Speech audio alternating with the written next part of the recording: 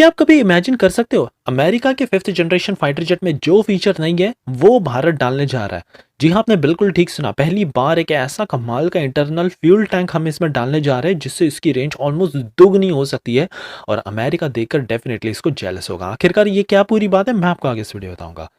अचानक से भारत को चाइना के सीएम 400 AKG वॉरहेड, जो कि एक बहुत ही कमाल की क्रूज मिसाइल है, इसका वॉरहेड मिल गया पंजाब के जलंधर में। ये सॉइल के अंदर गड़ा हुआ था और अब इसका भी पोस्टमार्टम भारत ने शुरू कर दिया। बताया जा रहा है कि ये PL-15 की ही काफी बराबरी की मिसाइल है। LCH प्रचंड, अब आप देखोगे ये एक्चुअल में प्रचंड बनता जा रहा है क्योंकि अब इसमें तीन चीजें हम डालने जा रहे हैं। सबसे पहले तो एक कमाल की air to air missile IIR seeker, पूरा इसको ड्रोन से हम लैस कर देंगे और लॉइटरिंग म्यूनिशन भी हम इसमें डाल रहे हैं। पूरी तरह से ये बहुत ही ज्यादा लीथल डेडलीस्ट हेलीकॉप्टर पूरे दुनिया का बन सकता है ऐसे फीचर्स के साथ। सुदर्शन चक्र प्रोजेक्ट, ये जो प्रोजेक्ट है प्रधानमंत्री मोदी जी के अनाउंसमेंट के बाद पाकिस्तान में तो मानो पैनिक ही पहुंच गया है। यहाँ पर एनालिस्ट की रिपोर्ट्स के मुताबिक बताया जा रहा है कि पाकिस्तान चाहे कितना भी कोशिश कर ले, बाबर 3 बाबर 4 या कुछ भी ये अपना बनाते रहे, कुछ भी बिगाड़ नहीं सकते भारत का एक बार यहाँ पर सुदर्शन चक्र प्रोजेक्ट इंप्लीमेंट हो गया तो। आगे हम जानेंगे कि कैसे इंडियन नेवी ने ऐसा जुगाड़ लगाया कि अब चाहे कुछ भी इनको फेंकना हो, गोला बारूद हाइपरसोनिक स्पीड से हम फेंक सकते हैं और इसमें इंजन विंजन करने की कोई ज़रूरत ही नहीं है। बस ला डालो इसमें और हाइपरसोनिक स्पीड से कुछ भी उड़ के दुश्मन पर हिट होगा। बहुत ही ज़्यादा लीथल टेक्नोलॉजी है। फाइनली जानेंगे कैसे इंडिया और रशिया, हम दोनों ने एक डील साइन कर ली और अब रशिया पूरी की पूरी टेक्नोलॉजी ट्रांसफर करेगा भारत को, स्मॉल एयरक्राफ्ट पिस्टन इंजन की, जिसे लेकर भारत अपने यूएवी में डालकर इसको मोस्ट एडवांस बना सकता है। सो काफी इंटरेस्टिंग आज की सीरीज होने वाली है, इसलिए प्लीज आप एंड तक देखिएगा। विदाउट एनी फर्दर डिले हमारी पहली खबर की तरफ सीधा बढ़ते जो आ रही है भारत के fifth generation fighter jet programme को लेकर। अब यहाँ पर एक ग्राउंड ब्रेकिंग डेवलपमेंट हुई है।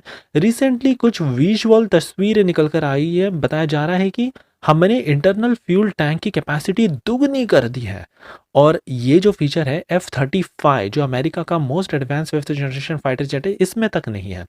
मैं आपको बता दूं कि इसकी दुगनी से अब क्या होगा। मान लीजिए अगर भारत को हमारे फिफ्थ जनरेशन फाइटर जेट को एक साइड से दूसरे साइड पर ट्रांसफर करना है बहुत ही क्विकली, तो ऐसे में हम दोनों ही टैंक को फ्यूल में फिल करके सीधा इसको ट्रांसपोर्ट कर सकते हैं। अनलाइक इसको लैंडिंग सबसे पहले कराना पड़ता, फिर रिफ्यूलिंग, फिर से टेक ऑफ, लैंडिंग, बहुत ज़्यादा यहाँ पर प्रोसीजर होता है, लेकिन इसको भारत इजीली अवॉइड कर सकता है। और हमने इसका बहुत ज़्यादा कंपैटिबिलिटी सारा कुछ चेक करके इसको इतना ज़्यादा वर्सटाइल बना दिया है। एक साइड पर तो इसका फ्यूल टैंक होगा और दूसरे साइड पर हम चाहे तो अस्त्र MK2 मिसाइल या चाहे कोई भी एयर टू एयर मिसाइल ला सकते हैं, या फिर अगर हमको मिसाइल नहीं डालनी है तो फिर ये फ्यूल टैंक का काम करेगा। अब ये जो फीचर है ना, अमेरिका ने बहुत ट्राई किया लेकिन अब तक ये बना नहीं पाए, बट भारत के फिफ्थ जनरेशन फाइटर जेट में पहली बार ये आ रहा है और एक बार बन जाने के बाद ये वर्ल्ड का only fifth generation fighter jet होगा जिसके पास ऐसी कमाल की कैपेबिलिटी होगी। हमारी अगली खबर आ रही है चाइना के एक ऐसी मिसाइल जो भारत के रिसेंटली जलंधर में मिली पड़ी है। DRDO ने फाइनली इसका टेक ओवर कर लिया है। इस मिसाइल का नाम है CM AKG 400। ये बहुत ही ज़्यादा घातक क्रूज मिसाइल है। ऑपरेशन सिंदूर के दौरान ये पता नहीं चला था कहाँ पे चली गई थी, बट फाइनली ये सॉइल के अंदर पूरी गड़ी हुई मिली।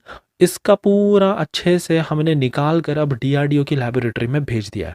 अब DRDO यहाँ पर स्टडी करने लग चुकी है इसकी explosive composition, design and engineering, fusing system कैसे ये ट्रिगर होता है, और साथ में इसके मैन्युफैक्चरिंग ओरिजिन्स को भी हम देख रहे हैं। पाकिस्तान में क्या क्या पुर्जे बनाए जा रहे हैं सो दैट हमको पाकिस्तान मिसाइल प्रोग्राम का भी थोड़ा इससे डिटेल्स मिल सके। एक बार भारत ने इसका डेटोनेटर बना लिया ना, तो बस हमको इस मिसाइल से आने वाले फ्यूचर में डरने की कोई भी ज़रूरत नहीं होगी। हमारी अगली और बहुत ही अमेजिंग खबर आ रही है इंडियन नेवी के कमाल के futuristic worship electromagnet run guns के ऊपर से। मैं आपको बता दूं रिसेंटली भारत ने एक इलेक्ट्रोमैग्नेटिक रेल गन तैयार की है। बहुत ही ज़्यादा ये कटिंग एज वेपन टेक्नोलॉजी है। मान लीजिए अगर कोई गोला बारूद है हमको दुश्मन की शिप पर फेंकना है तो आमतौर पर यहाँ पर बहुत ही हाई एक्सप्लोसिव का यूज़ किया जाता है, बट अब नहीं, सीधा इस रेल गन में डालो, आप जानकर शॉक रह जाओगे। ये तो सुपरसोनिक भी नहीं, हाइपरसोनिक स्पीड से गोला बारूद फेंकती है, मार्क 6 या उससे भी हाई। तो अब मान लीजिए भारत का यहाँ पर सीधे सीधे सबसे पहले तो हाइपरसोनिक का जो भी खर्चा था पूरी तरह से खत्म ही हो गया। ये बहुत ज़्यादा सस्ता पड़ता है हमको, इतने ज़्यादा दमदार शॉट्स है कोई दुश्मन क्या खाक ही बच पाएगा। सो ये बहुत ही खतरनाक टेक्नोलॉजी, और भारत ने डिसाइड किया है कि हमारी जो फ्यूचर की जनरेशन डिस्ट्रॉयर्स जिसे हम एनजीडी कहते हैं, और फिर हमारे प्रोजेक्ट 18 क्लास के जो डिस्ट्रॉयर्स है इसमें भी इसको लादना स्टार्ट कर देंगे। एक तो पहले से ही ये पूरी तरह से स्टेल्थी है, उसके ऊपर से ये हाइपरसोनिक वेपन डालने के बाद चीन की एक भी फ्रिगेट या इनकी जो भी शिप है ना बच नहीं सकती है, पूरी तरह से इनका काम तमाम होगा। हमारी अगली खबर एलसीएच प्रचंड को लेकर आ रही है। अब ऑलरेडी ये काफ़ी खतरनाक है, लेकिन हमने प्रचंड को और भी ज़्यादा प्रचंड बना दिया है। पाकिस्तान की एक जो इनकी स्ट्रेंथ है, बेसिकली ये बहुत सारे यूएवीज डिप्लॉय करने लग चुके हैं भारत के खिलाफ।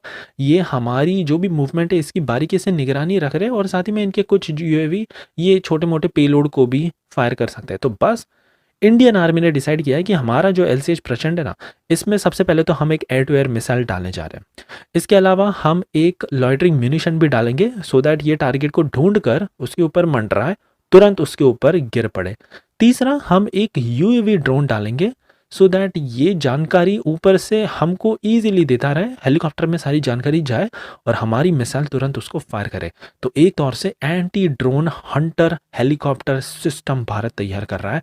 इतनी खतरनाक टेक्नोलॉजी से भारत ईजिली इसको वर्ल्ड का मोस्ट लीथल हेलीकॉप्टर भी बना सकता है। हमारी अगली खबर आ रही है भारत के सुदर्शन चक्र प्रोजेक्ट को लेकर। अब जैसे ही भारत ने सुदर्शन चक्र प्रोजेक्ट का अनाउंसमेंट किया, मानो कि पूरे पाकिस्तान में तो पैनिक ही मच गया। ऑलरेडी ये भारत की स्ट्रेंथ सबसे पहले इनको पता ही है, S-400 आकाश, इनका मजा तो इन्होंने चखा ही है। फिर MRSAM, LRSAM, और अब सुदर्शन चक्र ऐड होने के बाद पाकिस्तान अभी रिसेंटली जो भी बाबर 4 और बाबर 5 पर काम कर रहा है, ये सारा बेकार ही जाएगा। ये भारत का बाल भी बाका नहीं कर सकते हैं। तो इससे अब पाकिस्तान के अंदर भी बहुत ज़्यादा यहाँ पर आक्रोश निकल कर आया है कि इनको भी एक प्रॉपर एयर डिफेंस सिस्टम चाहिए। चाइना का तो पूरी तरह से मेड इन चाइना ही निकला जिस हिसाब से इनका ब्रांड है। तो अब ये जा रहे हैं टर्की और कई तमाम बाकी कंट्रीज़ के पास जिनके साथ इनके क्लोज रिलेशनशिप है, और उनसे मोस्ट प्रॉब्लम मांग सकते हैं। बट फिर भी ये भारत के सुदर्शन चक्र और हमारे जो मल्टी लेयर है S-400 आकाश, MRSAM, LRSAM सिस्टम्स है, इनकी बराबरी तो बिल्कुल भी नहीं कर सकते एटलीस्ट 50 सालों तक। फाइनली हमारी आखिरी खबर आ रही है इंडिया और रशिया के कमाल के पार्टनरशिप को लेकर। रशिया तैयार हो गया है भारत को पूरी लोकल प्रोडक्शन देने के लिए, टेक्नोलॉजी दे रहा है ये स्मॉल एयरक्राफ्ट पिस्टन इंजन की। अब भारत ये इंजन का यूज़ करके हम हमारे यूएवीज और लॉइटरिंग म्यूनिशन में डालेंगे। ऑलरेडी आपको पता ही होगा हमारे पास ये टेक्नोलॉजी है, लेकिन ये वाली जो रशिया की है ना थोड़ी सी कमाल की है, क्योंकि इस इंजन में मिलता है हमको एक्सटेंडेड एंड्योरेंस, 24 घंटे तक का फ्लाइट, और ये हायर पेलोड को भी सपोर्ट करती है। प्रिसिजन स्ट्राइक कैपेबिलिटी में ये बहुत ज़्यादा इंपॉर्टेंट क्राइटेरियाज रहता है, और भारत को ये ताकत अब मिलने जा रही है। भारत में ही पूरा का पूरा मैन्युफैक्चरिंग यहाँ पर शुरू होगा एक बार ये पूरी टेक्नोलॉजी ट्रांसफर मिल जाए तो बस एग्रीमेंट साइन हो चुका है, अब प्रोसीजर स्टार्ट होगा टेक्नोलॉजी ट्रांसफर का।